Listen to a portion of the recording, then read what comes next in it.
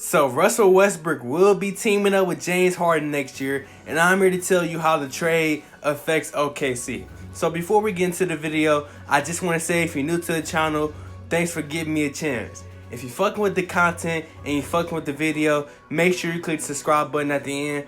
I got all the content from basketball and football. This is the channel you need to be at, so make sure you click that button. So now let's actually get into the video. So OKC is having a good offseason, bro.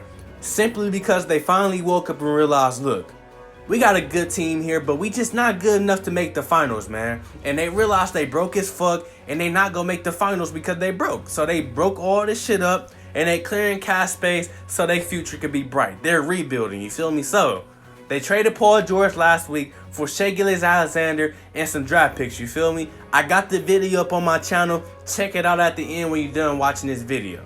So this week they trade Russell Westbrook for fucking Chris Paul and 2 future first round picks.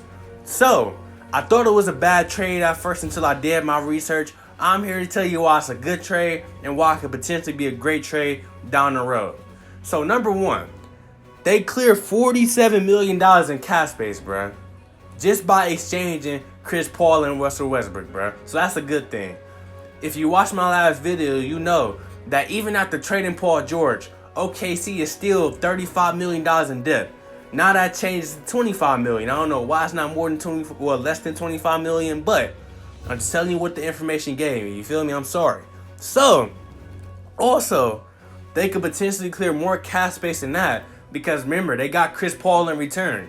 They are trying to trade him because it just doesn't make sense for him to be on that team for both parties. You feel me? So they just looking for a team that's desperate and willing to take that risk because Chris Paul, of course, he can still play basketball. His game has declined just a little bit, you feel me? And he's older now.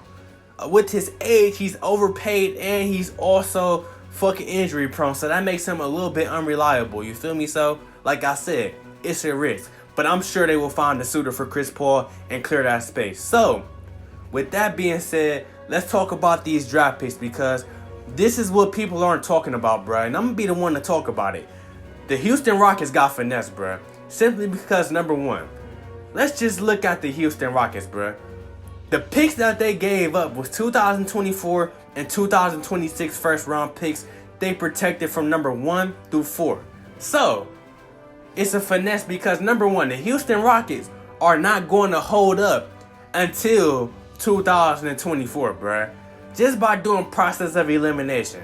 You got PJ Tucker, who's already 34 years old. You already know he gonna be old as fuck and he gonna be retired. He might not even make it to 2024, you feel me? Then, on top of that, you got James Harden, Eric Gordon, and Westbrook. 3 other important players on the team that make this team relevant, well, you know, something, you feel me? These dudes will be 34 in 2024. With that being said, you don't know how their production is going to be, if they going to be the same, if they going to be shitty, injury prone by then. We don't know, bro. You feel me? And on top of that, they are going to be free agents before 2024 hit. I predict that they are not going to win any championships before their free agency. So they probably will explore their options and leave, bro. You feel me? Like, they might not leave, but I'm saying it's always an option, bro. James Harden might want a ring chase. Same thing for Russell Westbrook. We just don't know. But I'm just saying these are scenarios that people are not talking about, bruh. And on top of that, Clint Capella was already on the trade block. You feel me? Now, he's going to be a free agent before that 2024 Mark II. They got to decide if they go keep him and pay him and shit like that. They already overpaid him. He might be traded before then. You feel me? And then one last thing. Mike D'Antoni will be fired before 2024. Simply because his job is already on the line. His coaching is suspect. Like, he cool, but he's suspect. You feel me? So, he'll be fired by then for sure. I'm confident, bro. So, what I'm saying is everything is going to change. Them giving up those picks and slightly protecting them is going to hurt them because, like, come on, they not going to be that ass, bro. Then let shit just be tragic. They should not be that ass, bro. You feel me? So, they go lose those picks and OKC wins, bro. Because now let's look at it at OKC's perspective, bro. By the time 2024 comes, if they do everything right, they should be either scratching the surface of the playoffs or they should be in the playoffs, bruh. With that being said, if they scratching the surface, they can use they they lottery picks, potential top picks, along with the Thunder's top pick. I mean the Houston Rockets top pick, and they can help build their team, bruh.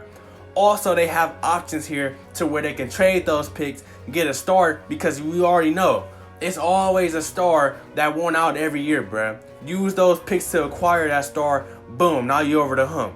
It's just a lot of options here that they can do, along with the other picks they acquired from the Clippers, Miami, Denver. Like, they really can make some realistic boss moves out here, you feel me? So I like this shit, bruh. Like, they really just came up on a gilgeous-alexander and a lot of young draft picks, bruh, with this whole trade. Well, not young draft picks, because these draft picks ain't even used yet, but draft picks, you feel me? So they win this trade. Their future is looking bright. They just need to scout right, because we just seen the Phoenix Suns, the Charlotte Hornets, the Magic rebuilding for a long time. Even though the Magic made the playoffs last year, but you get what I'm saying. We just seen teams have all these draft picks and fuck them up. So they just got to use their draft picks right, boom, you know, build their team, and boom, they good, bruh.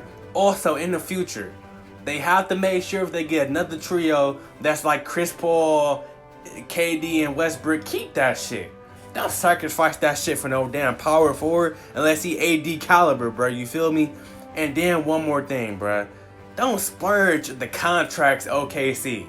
That's why y'all in the situation y'all in right now. Y'all done had a lot of good guys come through OKC and then turn to nothing. So let me know what y'all think in the comment section, man. OKC fans, how do you feel? I know y'all love Westbrook, man, but it's over now, man. You feel me? And it's the right direction for your franchise. So let me know what y'all think. What do you think the franchise can get from Chris Paul? Let me know all that shit, all the opinions. You feel me? Like, comment, subscribe. I got more videos coming soon.